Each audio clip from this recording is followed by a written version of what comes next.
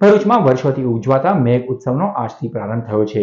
પરંપરાગત રીતે પૂજન અર્ચન કરીને 4 દિવસીય ઉત્સવનો પ્રારંભ કરવામાં આવ્યો। ભરૂચ શહેરમાં 250 વર્ષથી ઉજવાતા 4 દિવસીય મેઘરાજા અને છડી મહોત્સવનો આજથી પ્રારંભ થયો છે।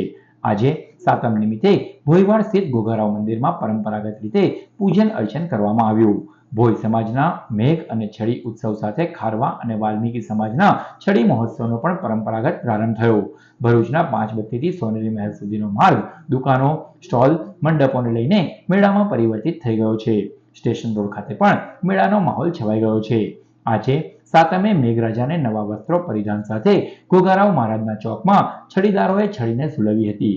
જોકે સવારથી સતત વરસી રહેલા વરસાદને કારણે મેળામાં લોકોની પાકી હાજરી જોવા મળી હતી। તો આ તરફ વરસાદના કારણે સ્ટોલ ધારકોએ પણ ચિંતા અનુભવી હતી।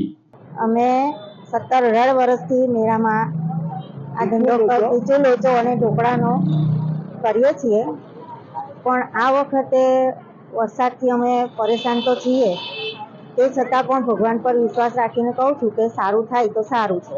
મેઘરાજાના મેળામાં મેઘરાજાની એન્ટ્રી। હવામાન વિભાગ દ્વારા વરસાદને લઈ રેડ એલર્ટની આગાહી કરવામાં આવી છે, ત્યારે વેપારી વર્ગ તેમજ મેળો મહાલવા આવતા લોકો પણ ચિંતાતુર બન્યા છે। વેપારી વર્ગ પોતાની વસ્તુઓ વેચાય નહીં તે માટે ચિંતાતુર બન્યા છે। કેમેરામેન અલ્પેશ રાઠોડ સાથે આરતી માછી।